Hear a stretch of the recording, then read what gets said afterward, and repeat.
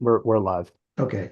Sorry All about right. that. Welcome to the special meeting of the Maritime Advisory Board, on a limited agenda to consider O 3225 and O 3625. I will go around the screen as my usual custom. We have Alan Miller, board member. I'm Terry Lomax, the chair of the board. Ross Arnett, Alderman Arnett from Ward 8. Andy Fagley, a board member. Peter Trogdon, board member. Scott Allen, board member. Rick Nelson, board member. We have Hope Stewart from the City of Annapolis Economic Development, and Josh Durant, who was our City of Annapolis TV guru. And with that, we will just go right into, I assume everybody has had a chance to read 032 25, which is the extension of the boat show leases from 2031, the fall boat show lease from 2031 to 2036, and 036 25, which is a companion lease extension for the spring boat show. As set forth in the staff report, and as I think Peter Trogdon mentioned to us last Tuesday, there is no substantive change other than the dates in the two leases. The minutiae and the terms of the lease continue along. There is a cost of living provision for an increase based on CPI. I'm sorry, Consumer Price Index, not the cost of living, but based on the Consumer Price Index. And much of the both extensions allow the opportunity for the current Annapolis boat shows to be able to plan into the future, both from an investment perspective in their infrastructure, as well as also being able to deal with upcoming changes in the city dock and city dock configuration. It is not unusual that leases like this get extended, in this case out a notable amount of time, because it does provide the ability for the lessee, in this case the boat shows, to be able to plan with some degree of confidence. As Ross also, I think, mentioned earlier, there are protections in there for the city in the event of a default by the boat shows, likewise. But pretty much it's the same lease that has been in place at least for the last since the last approval. I don't remember when that was, but it was several years ago. Peter, you want to add anything to that? Thanks, Terry. I think you covered it beautifully. This is a typical 5-year extension. We've done this several times, and for the reasons you mentioned. So, no, I don't have anything further. Ross, you have anything to add? No, other than it has gone favorably through all the city council committees, standing committees. Okay. I'll start with Alan. Alan, any questions? I had a question. I'm going to get to you. I'm just going around my screen. Sorry, I'm backwards. Okay. And you happen to be at the bottom of the screen. Oh, okay. No questions. I appreciate the historical background, and to hear that it's went through the city commissions kind of answers most of my questions. Going around. All right, Scott, I'm going clockwise. I think it's great that it's coming together like that. I was down on the city dock today, and they virtually, I don't know, it was yesterday or 2 days ago, they paved over where the harbor master's office was down there, which I think is a benefit to the boat show. And did the city calculate any new square footages or anything? That's the first part of the question. And the second is, when the construction goes on down there for, raising everything up, is that going to affect the boat show? And does the boat show get any kind of relief from that, or planning ahead when those kinds of events happen? It looks like there's more square footage to put another tent down there, which is great, especially if the cost is the same. But looking ahead with these new plans that are coming in, is that going to affect the boat show positively or negatively during a boat show season if bulkheads are halfway in or out and raising the ground level up? I can speak to that if you wish, Terry. Sure. So the plans for City Dock have changed, as had been advised by some from the outside. They've discovered that they cannot go below ground, so there won't be any below ground in the visitor center, and that's why it's paved over. And So that's answer part one. Part two, one of the reasons in working with Mary Hewson and the people that they're anxious to get this extension is because, yeah, I mean, there's every likelihood that there's going to be a this or a that could have an impact on the boat show, and the owners of the show are going to need to have the flexibility to plan for that and possibly make some capital purchases to um, reconfigure those sorts of things. So that's the urgency. We didn't really need to renew the lease immediately, but because of the whole falderall with City Dock, and in order to protect the boat show, which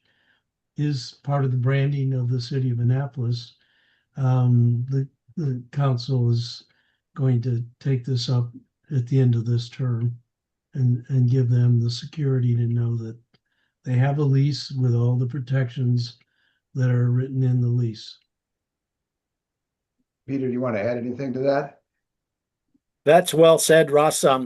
No, it's absolutely true that there's a lot of uncertainty going forward. And as Scott Allen asked, how does it, or what's the change to the shows? Well, we have a tremendous amount of drawings about where we're going to put exhibitors and what land are we going to get. No one's can commit, and we're not sure where the tents are going to go, and they're raising some ground, and what does that do? And so when it's fully developed, the boat show is going to be significantly different, but in where things are. But we may be able to achieve the total square footage, but it won't be always where it was. There's a lot of space that's not usable, but then there's some opportunities to gain. Harbor Master office building gone, just got paved over. Well, we couldn't 3 weeks ago. We get these exhibitors signed up months ahead of time, so that just happened. You couldn't guarantee it, so you probably couldn't sell exhibitor space there until today or something, Right. until it actually happened. So there's a lot of moving pieces, and that's about all the detail that I can provide, just because I'm not there. So, hi. Well, hang on a minute. I'm going to go to Andy, Sure. who's next in my circle there. Yep, sorry about that. Hello. My concern is, well, or is something that I'll be paying attention to, and I think might need to be thought out more thoroughly in the future, is with the closure of the Prince George Street dinghy dock. I think there's going to be an awful lot of pressure over there by Arnie Gaze at the end of behind, is it Shipwright Street? I know you're planning on putting in a floating pier, but I counted 85, 90 dinghies crammed into Prince George Street last year, and trying to tie up every which other place they could, including under the bridge and places that were completely unsuitable. And so I just look forward to seeing that get ironed out. It's not really lease related. Yeah, the logistics are going to be problematic for another couple of years for sure. And that's also where the used boat show is often over there by St. Mary's in that area. So there's a lot of competing demands. And Yeah, again, also, I Tyler think, I'm Tyler was sorry. telling me, Tyler was telling me recently that there's not going to be a brokerage presence in St. Mary's Cove this year. all right.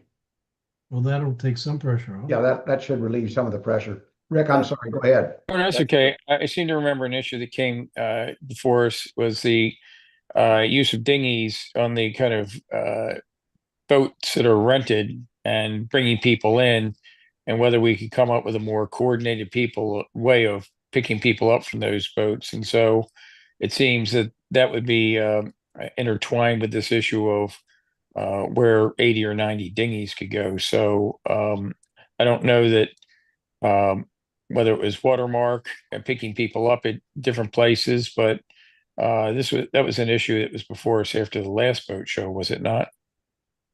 I don't remember that issue. I don't remember that we had as much of an issue with the dinghy dock at the foot of Prince George Street.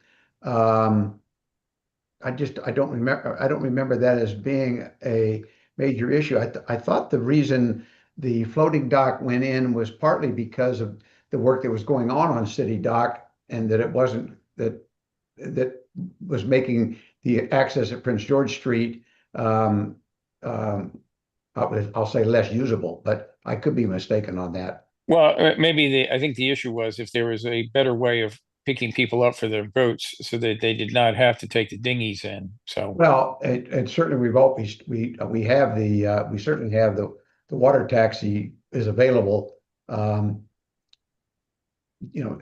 both boat shows. So anybody that wants to pick up the VHF or pick up a cell phone can certainly give them a call. That's clearly the best way. If you come by boat, is to use the water taxi to get over, by the yacht basin. It's simple, affordable, and expedient. Yeah. Makes so much sense. yeah, so I just think there needs to be a more coordinated way of advertising that. And if there's not enough room for the dinghies, then some way of I guess prohibiting them. I don't know if it's free, and people can just tie up wherever. Some way of discouraging that then. We'll see how the floating dock, I believe that the floating dock that proposed for St. Mary's Cove is a substantially more square footage than the end of Prince George Street. Okay. I think it's going to be I would hope it is, and that may provide some relief for, and those of us that have traveled around by boat and tried to squeeze in a dinghy among all the other dinghies and then clamber across dinghies, know that drill. It's easier getting off the boat than it is coming back from dinner and getting on 4 boats out. I seem to remember in a James Bond movie where Roger Moore ran across about 8 crocodiles to get to the other side. So maybe we could play that video for people Yeah, to we can do that. buy dinghies. Are there any other questions before I ask for a motion to hopefully approve 032 and 036?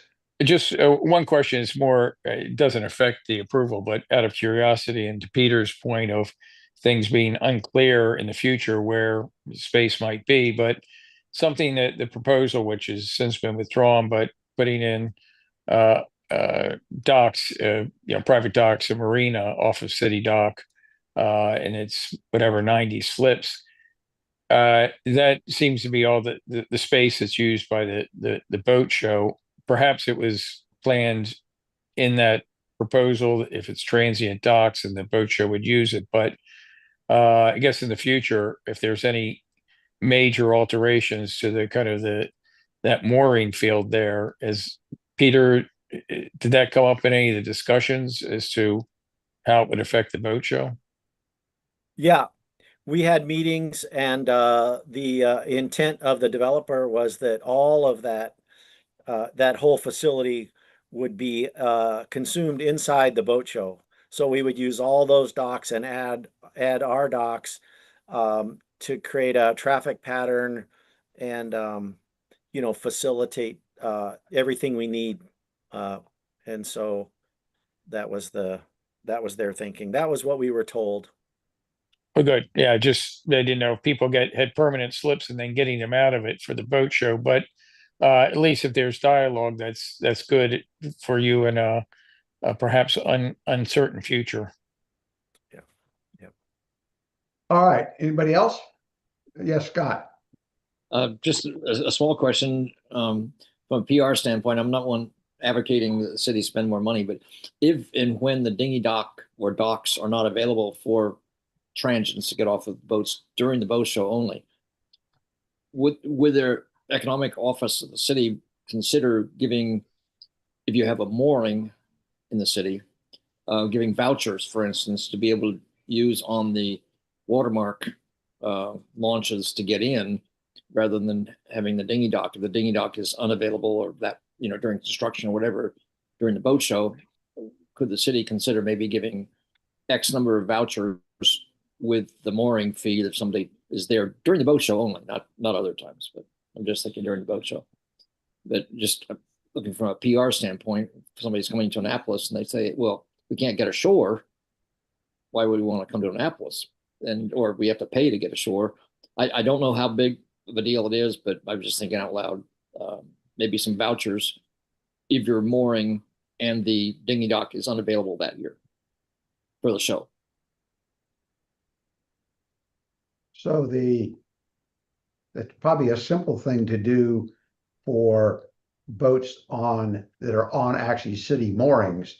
It becomes much more problematic to the other significant number of boats that anchor out that are not on, paying a fee to the city. Right.